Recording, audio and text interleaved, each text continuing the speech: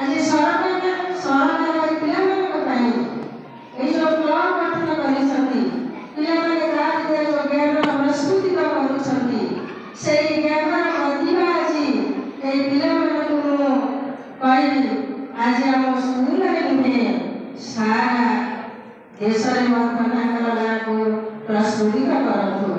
ଏଇ ବୁଲୁକା ଗାଁ, ଏଇ ପଦ୍ମମାୟା ଉଚ୍ଚ ବିଦ୍ୟାଳୟ, ଏଇ କୁନି କୁନି ପିଲାମାନେ ମୋର ଆଜି କେତେ ଲୁକାୟିତ ପ୍ରତିଭାକୁ ତାଙ୍କ ଅନ୍ତର ଭିତରେ ରଖିଥିଲେ, ଆଜି ପ୍ରସ୍ଫୁଟିତ କରିଛନ୍ତି, ତାହା ମୁଁ ତାଙ୍କୁ ଧନ୍ୟବାଦ ଦେଉଛି।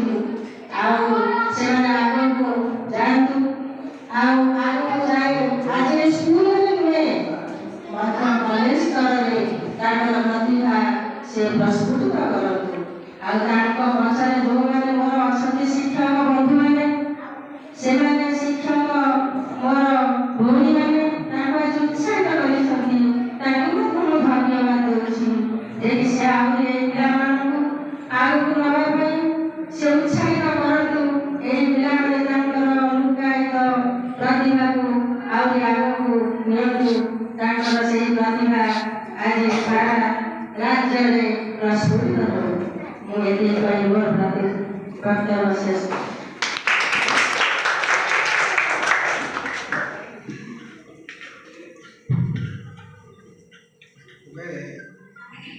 ମ୍ୟାଡ଼ାମ୍ ଠାରୁ ବିଭିନ୍ନ ଅଧ୍ୟୟନ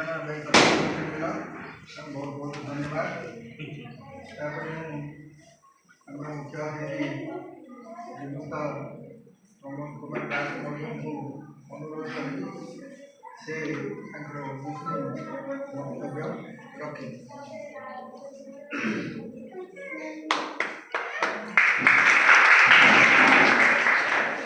श्रीराम पुरुषोत्तम हरि नारायण रक्षक सनाथ करुणामय कृतिपति योगेश्वर माधव कंसारी करुणांत कोटि जगत प्राणी कोटि सब गोपीनाथ गजेन्द्र मोक्षण करो कुर्वन्तु ते मंगलम्।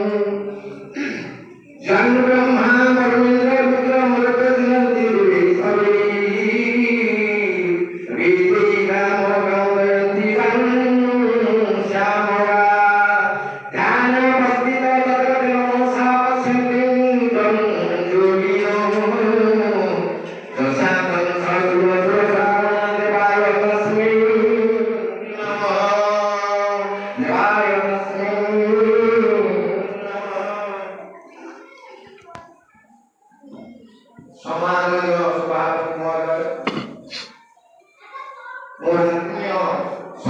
शिक्षक बंधु संतान मंडली एवं मोर स्वाध्याय